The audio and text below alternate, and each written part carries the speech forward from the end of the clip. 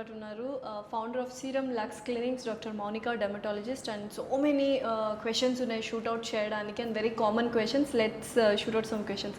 Hi Mounika గారు. Hi అండి. How are you? I'm good. How are you? I'm good, thank you. So first చాలా మందికి skin అనగానే చాలా భయం వేస్తుంది బికాజ్ అవుట్ సైడ్ మార్కెట్లో అలా ఉన్నాయన్నమాట. So no need to talk about all those clinics but main concern ఏంటంటే ఫస్ట్ కన్సర్న్ గురించి మాట్లాడుకుందాం. ఫేషియల్ హెయిర్ కావచ్చు లేకపోతే హ్యాండ్స్ లెగ్స్ మీద ఓవరాల్ బాడీ హెయిర్ మీద చాలా కన్సర్న్ ఉంటుంది లేడీస్కి. సో ఈ లేజర్ ట్రీట్మెంట్ ఏదైతే చేస్తున్నామో దాంట్లో కొన్ని మిత్స్ అండ్ ఫ్యాక్ట్స్ ఉన్నాయన్నమాట. అందులో ఫస్ట్ మీరే చెప్పాలి మిత్తా ఫ్యాక్ట్ అని. Once we do laser treatment for a baby hair which is on the face, నిజంగా మళ్ళీ థిక్ హెయిర్ మళ్ళీ గ్రో అవుతుందా లేదంటే సబ్సిక్వెంట్గా హెయిర్ అనేది తగ్గిపోతూ వస్తుంది?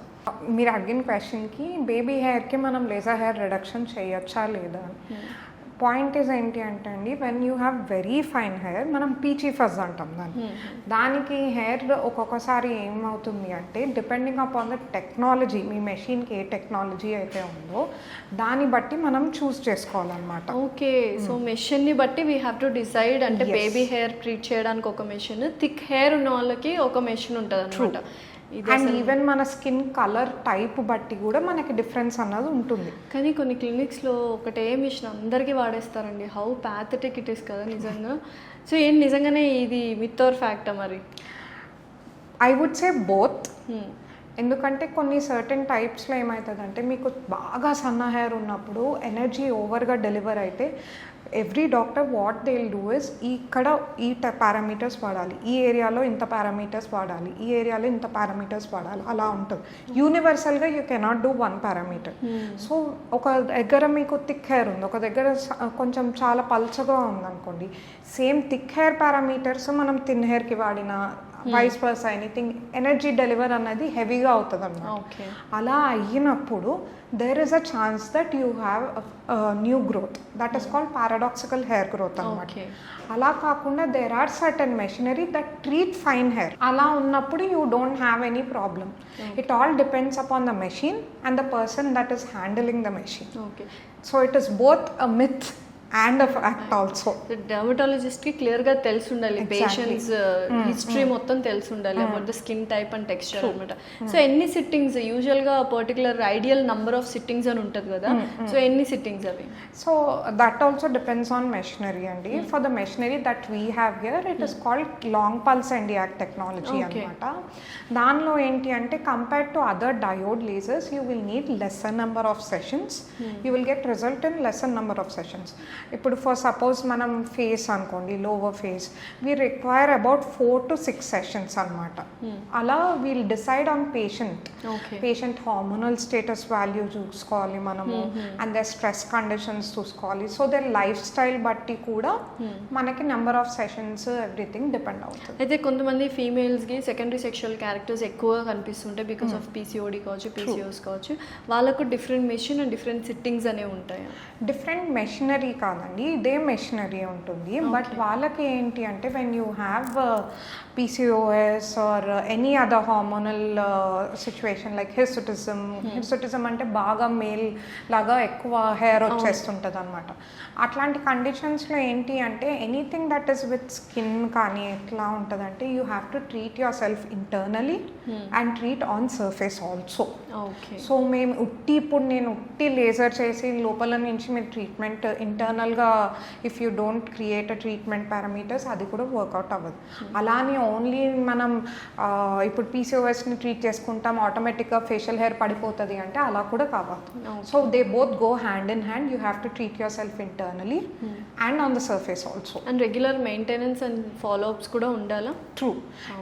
For any laser hair reduction minimum is 4 weeks లాగా చెప్తాము. And depending on patients growth, ఒక్కోసారి పేషెంట్స్కి ఏమవుతుందంటే కొంతమందికి 2 monthsలో వస్తుంది గ్రోత్, ఫుల్ గ్రోత్, కొంతమందికి 3 monthsలో వస్తుంది.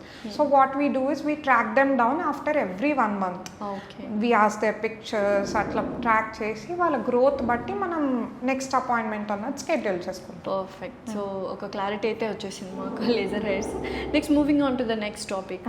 సో చాలా మందికి చూశాను నేను, ఇక్కడ నెక్ దగ్గర చాలా బ్లాక్గా ఉంటుంది. కొంతమంది ఏంటంటే అరే వీళ్ళు సరిగ్గా స్నానం చేయలేదు అనుకుంటారు, లేదా కొంతమందికి పిగ్మెంటేషన్ ఉంటుంది, డర్టీ నెక్ అని కూడా పిలుస్తూ ఉంటారు. So what is that condition? అదేమైనా మెడికల్ కండిషన్? సో దాన్ని అకాంతోసిస్ నైగ్రికన్స్ అని అంటాం మనము. అకాంతోసిస్ నైగ్రికన్స్ అంటే మీకు ఫిజికల్గా అక్కడ ఎలా కనిపిస్తుంది అంటే, మామూలుగా మనం ఏదైనా ఎండలోకి వెళ్తే జస్ట్ లేయర్ పిగ్మెంటేషన్ ఉంటుంది, నల్లగా అవుతుంది. కరెక్ట్. అకాంతోసిస్ నైగ్రికన్స్లో ఏమవుతుంది అంటే మీ చర్మం ఏదైతే ఉందో అది బాగా థిక్ అయిపోతుంది, వెల్వెటీ లాగా ఉంటుంది అనమాట. ట్రూ. సో ఆ వెల్వెటీ లాగా ఉండటం, నల్లగా ఉండటం, ఇవి సైన్స్ ఆఫ్ అకాంతోసిస్. ఎందుకు వస్తాయి? What are the reasons? So acanthosis can be because of మన ఇన్సులిన్ రెసిస్టెన్స్ అని అంటాం. బాడీలో ఇన్సులిన్ లెవెల్స్ ఎక్కువ పెరగటం వల్ల, దానివల్లనే మీకు పీసీఓఎస్ అట్లా మల్టిపుల్ హార్మోనల్ ఇవి ఇంబ్యాలెన్సెస్ ఉంటాయి. ఇవన్నీ ఉన్నప్పుడు ఏంటి అంటే పీసీఓఎస్ కానీ ఇట్లాంటివి, అకాంతోసిస్ అన్నది skin sign of showing you have insulin resistance. Okay. So ఆ స్కిన్ దాన్ని ట్రీట్ చేయాలి, స్కిన్ సైన్ అనమాట అది. సో అండ్ సో పీపుల్కి ఇది ఉంది అంటే you should be able to identify, okay వీళ్ళకి ఇన్సులిన్ రెసిస్టెన్స్ ఉందా, హార్మోనల్ బ్యాక్గ్రౌండ్ మనం చెక్ చేయాలా, ఆర్ ఇట్ ఈస్ హెరిడిటరీ, అట్లా చూసుకోవాల్సి వస్తుంది అనమాట మనం. అండ్ దానికి ఏంటి అంటే along with treating pigmentation you will have to treat thickness of the skin also.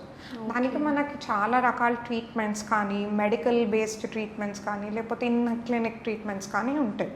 అది మనం పేషెంట్ బట్టి వాళ్ళ రిక్విజిట్స్ బట్టి డిసైడ్ చేస్తాం అన్నమాట. సో మరి ఎన్ని రోజులు ఆ పిగ్మెంటేషన్ అనేది తగ్గిపోతుంది? ఫ్రాంక్లీ స్పీకింగ్ చాలా రెసిస్టెంట్ పిగ్మెంటేషన్ అండి అకాంతోసిస్ నైగ్రికన్స్. చాలా థిక్ ఉంటుంది. ఇన్వేసివ్ కాదు, నాన్ ఇన్వేసివ్ ట్రీట్మెంట్సే ఉంటాయి. We can do chemical peels కానీ, లేకపోతే పీకో లేజర్, క్యూ స్విచ్ లేజర్ లాగా చేసుకుంటాం. Usually it is multi disciplinary approach అనమాట. వీళ్ళు కొన్ని సెషన్స్ ఆఫ్ లేజర్స్ కానీ, కెమికల్ పీల్స్ కానీ, along with that in house మీరు అట్ హోమ్ మెడికేషన్ కూడా తీసుకోవాల్సి వస్తుంది అనమాట. సో మరి సీరం లక్స్ క్లినిక్లో ఎటువంటి ఎక్విప్మెంట్ ఉంది దీన్ని ట్రీట్ చేయడానికి? సో మన దగ్గర వచ్చి we have something called S pico laser and Q switch laser combination. It is called Fotona StarWalker అనమాట. It is one of the finest machines that is available in the market for pigmentation. Along with pigmentation ఆ machine versatility ఏంటి అంటే, pigmentation ఒక్కటే కాకుండా మీకు టోనియల్ ఫంగస్లు ఉన్నా, లేకపోతే ఇప్పుడు కొంతమందికి ఏంటి అంటే మంగు మచ్చలు ఉంటాయి, చాలా స్టబర్న్ ఉంటాయి అవి. అవి ట్రీట్ చేయొచ్చు. We can treat tattoo removal చేయొచ్చు.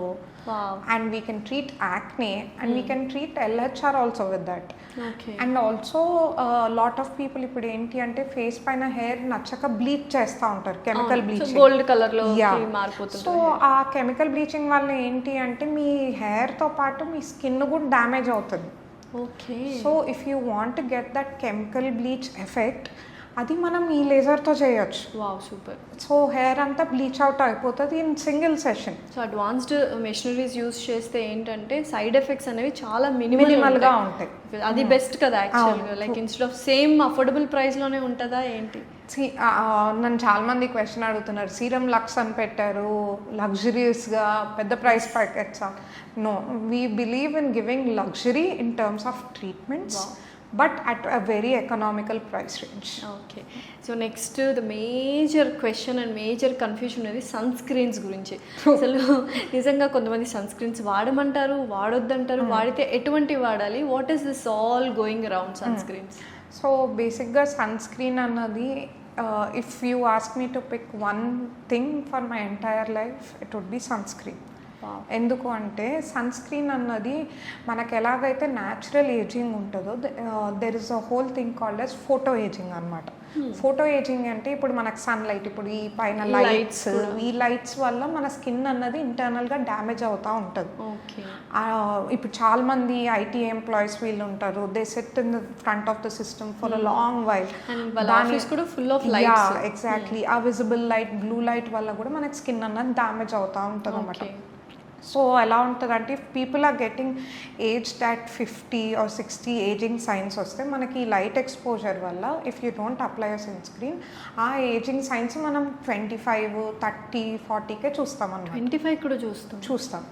లైక్ ఫైన్ లైన్స్ మనం అది ఏజింగ్ కింద అనుకోరు చాలా మంది, కానీ ఫైన్ లైన్స్ కానీ అవన్నీ రావడం is because of this ageing factor only. So sunscreen is a must. Also ఏంటి అంటే సన్ స్క్రీన్ వల్ల మనకి ఎక్కువ ట్యానింగ్ అవ్వకుండా అట్లా ఉంటుంది అనమాట. సో అది కూడా ప్రొటెక్టివ్ మనకి. అండ్ చాలామంది ఏంటి అంటే ఇప్పుడు వెస్టర్న్ కంట్రీస్లో ఉంది మనకి క్యాన్సర్స్, ఇండియాలో లేదు, మనకు సన్ స్క్రీన్ పెట్టుకోవాల్సిన అవసరం లేదు కదా అన్నట్టే. వెస్టర్న్ కంట్రీస్లో యూవీ లైట్ ఎక్కువ ఉంటుంది కాబట్టి వాళ్ళకి క్యాన్సర్ రేట్స్ ఎక్కువ ఉంటాయి, మనకి తక్కువ ఉన్నాయి కాబట్టి తక్కువ ఉంటాయి. Fine lines we age more in terms of fine lines కానీ మన ట్రాపికల్ కంట్రీ కాబట్టి మనం ఎక్కువ పిగ్మెంటేషన్ పరంగా మనకి ఎక్కువ డ్యామేజ్ అవుతుంది అనమాట. సో అలా పిగ్మెంటేషన్ అవ్వకుండా ఉండాలి సన్ స్క్రీన్ వాడాలి.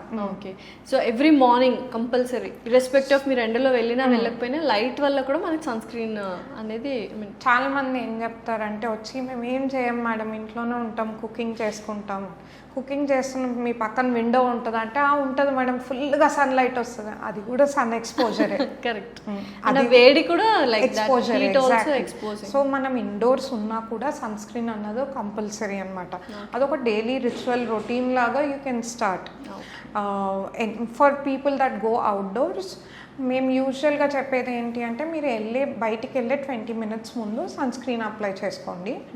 అండ్ సన్ స్క్రీన్కి ఒకటి ఏంటి అంటే there are certain sunscreens that stay for 8 hours, 12 hours, 3 hours అట్లా. అండ్ SPF ఉంటుంది. సో ఆ టైమింగ్ ఎంత అన్నదట్టి you can ask your dermatologist how to use it, they will explain clearly. కొన్ని మనం ఎవ్రీ 3 hours అప్లై చేసుకోవాల్సి వస్తుంది, కొన్ని 10 hours ఉంటే అట్లా మనం డిఫరెంట్గా దాన్ని మేనేజ్ చేయాలి. Depending upon their occupation you will suggest. So compulsory sunscreen అయితే compulsory. Okay, thank you so much. Thank you.